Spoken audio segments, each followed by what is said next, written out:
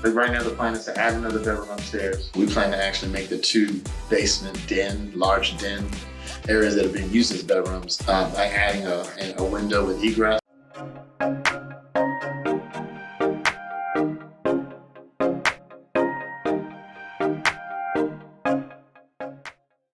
All right, well, the plan is, as you can see, there's tile everywhere.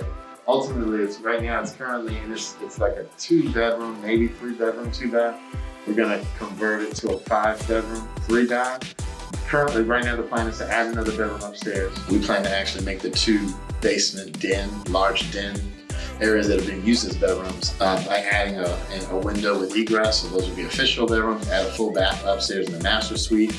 Ultimately, the plan is to turn it from really like a 2 or 3-bedroom, 2-bath to a 5-bedroom, 3-bath.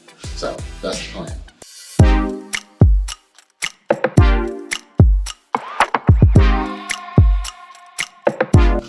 Got a lot of work to do.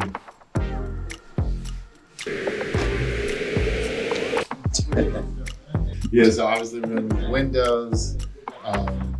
Some of the windows on one side of the house are in pretty good shape. They're newer, but the furnace is newer. But all the rest of the windows, again, it's going to be a full rehab. Windows, doors, new flooring.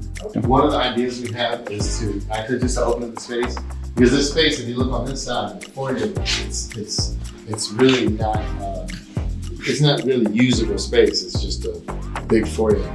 But if we take this wall down here, then it just opens up. It just makes this into, you're walking right into the living area. Kind of one of these closets to create a bigger hall closet here. Because we were talking about, widening this too.